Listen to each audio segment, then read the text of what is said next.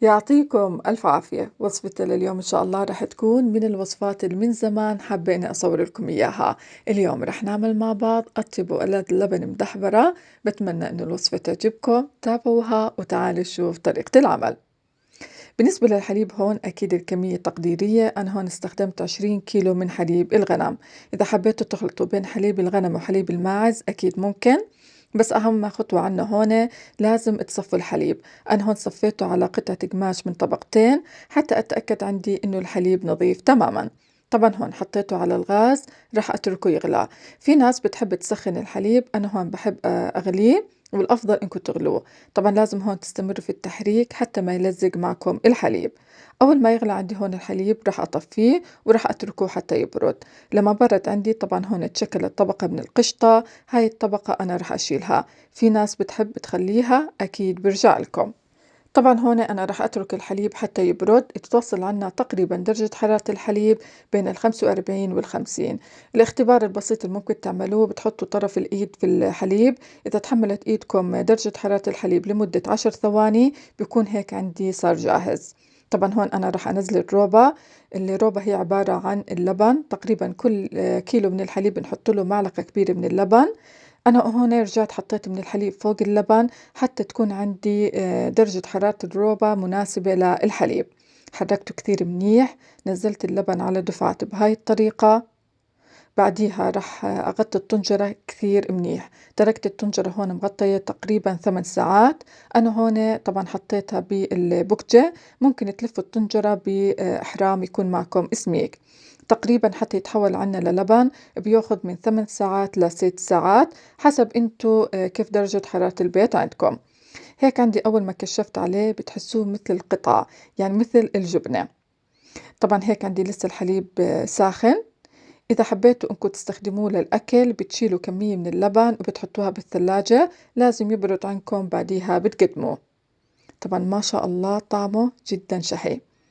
هون راح أنزل الملح. الملح اللي استخدمته هون هو الملح الصخري.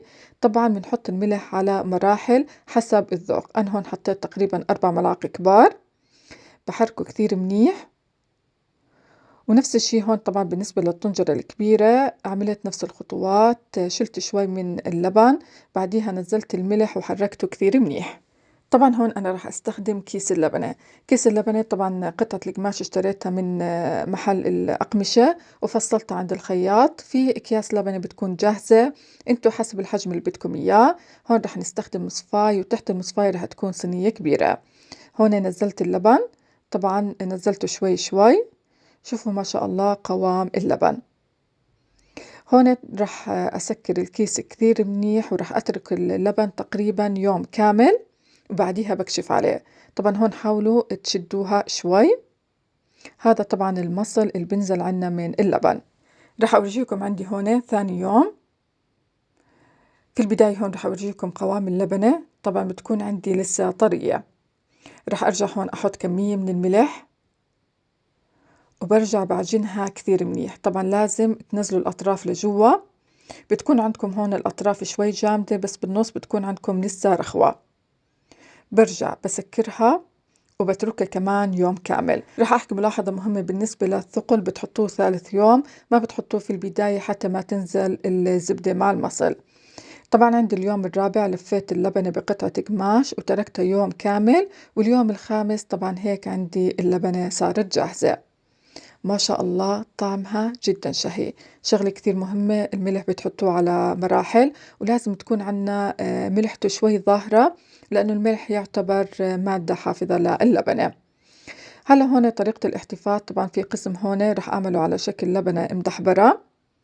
طبعا باخذ قطعة بعجنها شوي في إيدي، وبحط قطع اللبنة على قطعة قماش. طبعا هون اللبنة رح أتركها تقريبا 6 ساعات. لازم تتركوها حتى تنشف معكم تماما.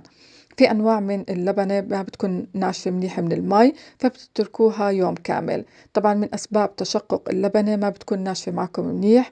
هاي الخطوة كثير ضرورية. طبعا اللبن اللي ضلت معي أنا هون رح أحطها في أكياس التفريز. بتحطوا الكمية اللي أنتم بدكم إياها. تقريبا هون أنا حطيت بكل كيس 400 جرام. بحاول أرتبها بهاي الطريقة، وبعديها بدخلها الفريزر. وقت الاستخدام بس بتطولوا الكيس من الفريزر، بتلفوه بقطعة قماش، بتتركوه طول الليل بالثلاجة، وثاني يوم بس بتعجنوها وبتعملوها على شكل كرات وبتقدموها. هون طبعا السمك برجع لكم، ما تسمكوها حتى لما تيجي تفك إنها ما تغلبكم.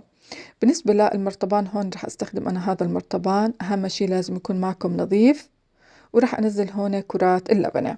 طبعا هون أنا الكرات تركتها تقريبا مدة 4 ساعات، لأنه راح أستخدم المرطبان على طول.